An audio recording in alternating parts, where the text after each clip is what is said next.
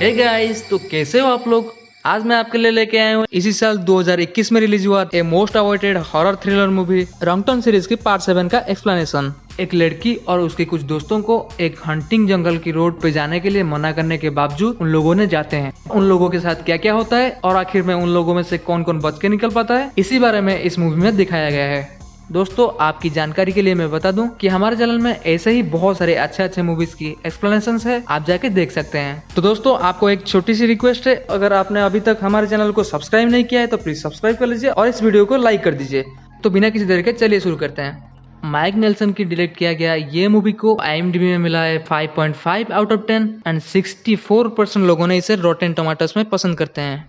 Movie की शुरुआत होता है स्कॉट सॉ नाम की एक आदमी से, जो कि अपना बेटी जेन को ढूंढते हुए एक छोटी सी शहर में आके पहुंचता है। जेन और उसके कुछ दोस्त पिछले कुछ हफ्ते से मिसिंग थे और उन लोगों का लास्ट लोकेशन यहीं पे था, इसलिए उन लोगों को ढूंढते हुए स्कॉट यहीं पे आ पहुंचता है।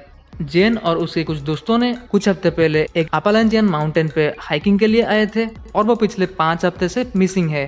स्कॉट को जब इस एरिया के लोकल पुलिस से मदद नहीं मिलता है, वो जाके एक लोकल होटल ओनर से पूछताछ करता है, लेकिन वहां से भी उसे खाली हाथ लौटना पड़ता है। फिर वो जाके एक लोकल बार पे पूछताछ करता है, जहाँ पे उसे नेट रॉड्स नाम का एक आदमी मिलता है, जो कि उसे कहता है मैं जेन और उसके दोस्तों को देखा है, और बोलता है सारे के सारे लड़के जिद्दी और अकड़ू थे। फिर वो बोलता है कि अगर उन लोगों ने इस जंगल पे हाइकिंग के लिए गए होंगे तो फिर कभी नहीं लौटेंगे। फिर मूवी की अगले सीन में हमें 6 हफ्ते पहले की कहानी दिखाया जाता है, जहाँ पे जेन सॉ की कुछ दोस्त डारियस, आडम, मिला, गैरी और लुइस, ये 6 दोस्त मिलके वर्जीनिया स्टेट के एक स्मॉल टाउन पे हाइकिंग के लिए आते हैं।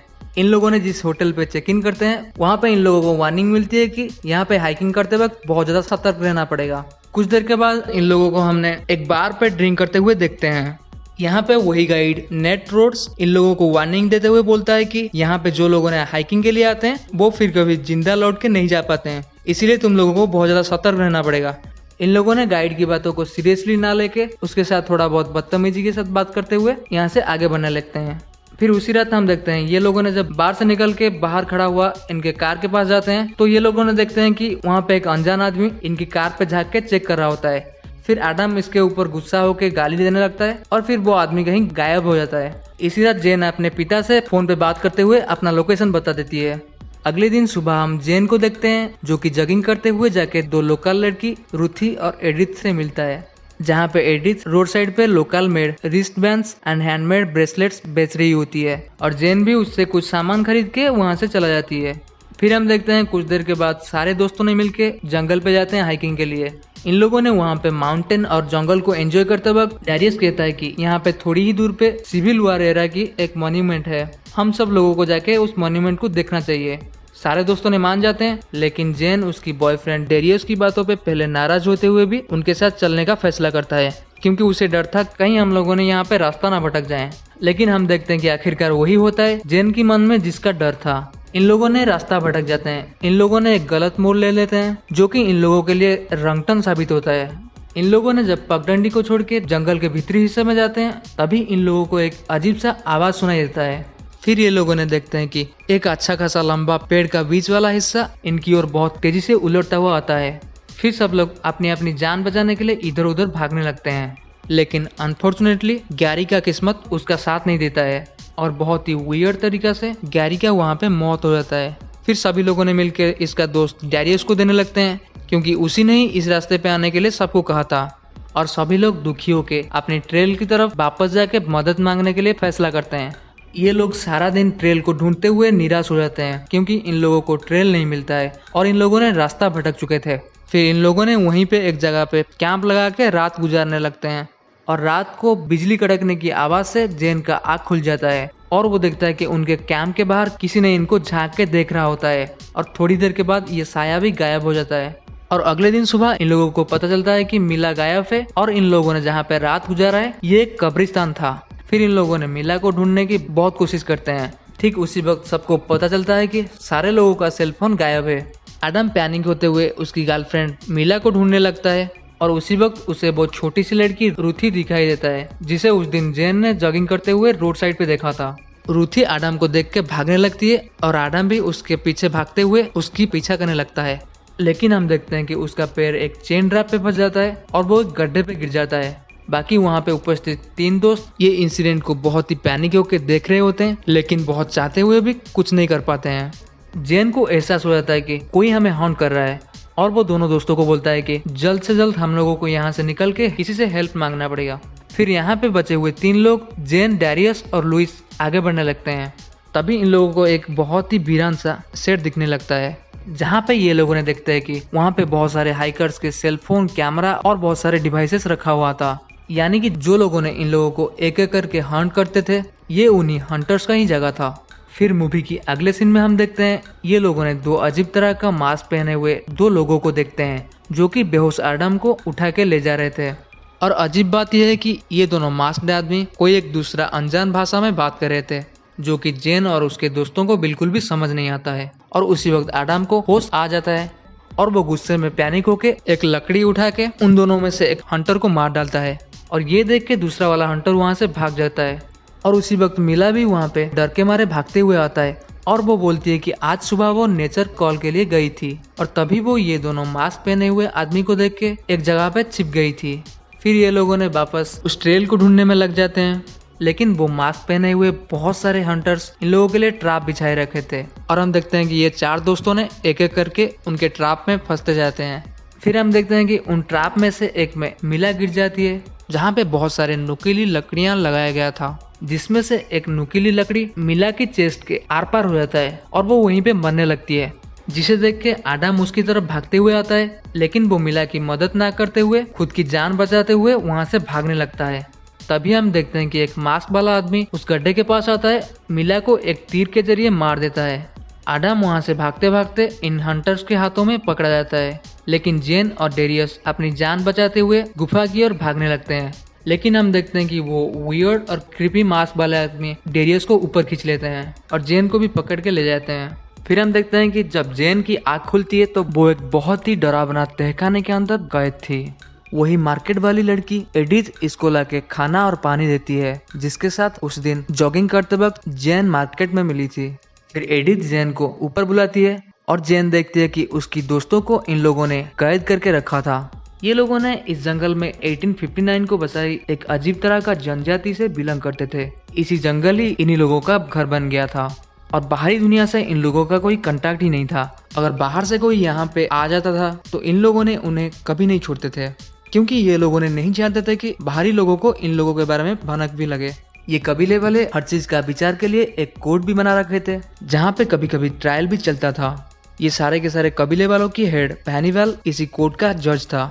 और फिर हम देखते हैं उन तीनों दोस्तों को उन लोगों का फैसला के लिए इसी कोर्ट पे लाया जाता है। इस कोर्ट की जज पैनीवेल इन लोगों के लिए सजा सुनाता है। हमने जो पहले देखा था, वो मास्क वाला कबीले आदमी को आदम मारने की वजह से उसे मौत का सजा मिलती है और ये तीनों दोस्त जेन, डैरियस और लुइस की आंखें निकाल के इन लोगों को अंधा करके पूरी जिंदगी के लिए एक काल कोठरी में डालने की सजा सुनाया जाता है। आदम ने उस कबीले वाले को जैसे ही मारा था, ठीक उसी तरह से वानीवाल ने आदम को उसकी तीनों दोस्तों के सामने तड़पा कर मारा।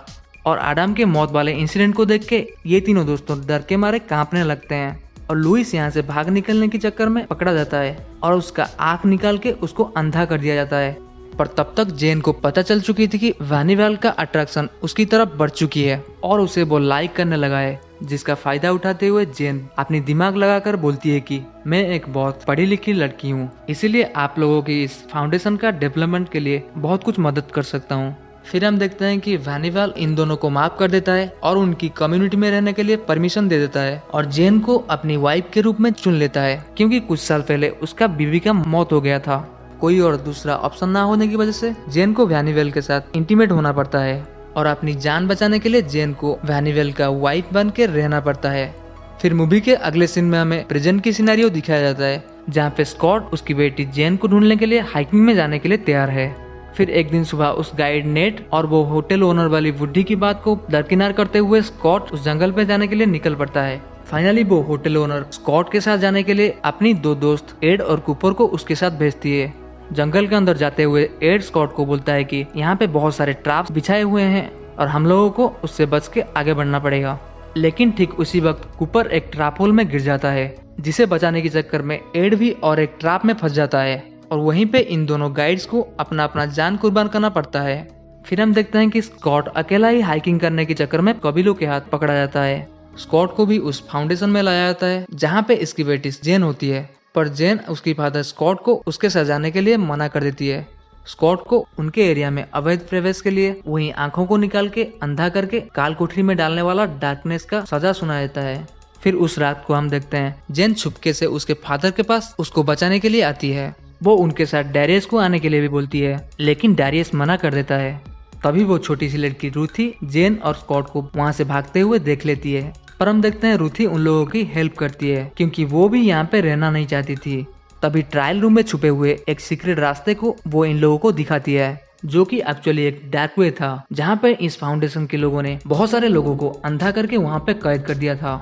और जेन वहाँ पे देखते है कि उसका दोस्त लुइस भी वहाँ पे था, जो कि अंधा होने की दर्द से बहुत ज्यादा तड़प रहा था, और जेन उसे मर्सी किल दे देती है, यानी कि वो अपने दोस्त लुइस को उसका तड़पता हुआ दर्द से उसे मुक्ति दिला देती है। तभी इन लोगों के ऊपर दो कबीले वाले हॉब और एडिथ हमला करने लगते हैं और हम देखते हैं कि जेन वहाँ पे उस दोनों कबीले वालों की हत्या कर देता है। फिर वो और उसके फादर जंगल से भाग निकलने की कोशिश करते हैं, जहाँ पे वो गाइड नेट एक गन के साथ इन लोगों का लौटने की इंतजार कर रहा था। ठीक उसी वक्त हम देखते हैं बहुत सारे कबीले वाले इन लोगों के ऊपर हमला करने लगते हैं और फिर नेट अपना गन की गोली से सारे के सारे कबीले वालों को एक एक करके उड़ा देता है। फिर वो ये दोनों बाप बेटी को उनका जान बचा के टाउन की तरफ ले आता है। दोस्तों, मूवी की आखिरी भाग में हम देखते हैं कुछ महीनों की बाद की कहानी दिखाया जाता है, जहाँ पे रूथी और वानीवेल जेन के घर आते हैं। वो जेन की स्टेप मदर को झूठ बोलता है कि हम दोनों तुम्हारे नए पड़ोसी हैं और हम लोग बिजनेस के सिलसिले में यहाँ पे आए हैं। फिर हम देखते हैं कि जेन जब अपनी जॉब से लौट के घर आती है तब वो वैनीवेल को देख के एकदम से शॉक हो जाता है, क्योंकि वो वैनीवेल की वजह से प्रेग्नेंट थी और वो वैनीवेल से अकेले में एक डील करती है कि अगर वैनीवेल उसकी फैमिली के लोगों को छोड़ देगा तो वो उसके साथ चलने के लिए तैयार है। और ऑब्वियस बात है, वैनीवेल भी जेन की इस डील से राजी हो जाता है। रूथी, वैनीवेल और जेन एक वैन में बैठ के वहाँ से जाने लगते हैं, जहाँ पे चिपके कुछ कबीले वाले भी थे। और फिर हम देखते हैं उस वैन की एक्सीडेंट हो जाता है और फिर जेन सारे के सारे कबीले वाले और वैनीवेल को मौत का घाट उतार देती है। आखिरकार जेन रूथी का हाथ पकड़ते हुए अपनी घर की ओर चलते हुए लौट आती है और यहीं पे मूवी का एंडिंग भी हो जाता है। दोस्तों, आपको ये मूवी का एक्सप्लेनेशन कैसा लगा आप मुझे नीचे कमेंट के जरिए बताइए और इस वीडियो को लाइक कर दीजिए और हमारे चैनल के साथ जुड़े रहने के लिए नीचे दिया हुआ लाल बटन पे सब्सक्राइब कर दीजिए। हमारे चैनल पे और भी बहुत सारे अच्छे मूवीज का एक्सप्लेनेशन से आप जाके देख सकते हैं। चलिए मिलते हैं अगले वीडियो में। Thanks for watching, bye bye.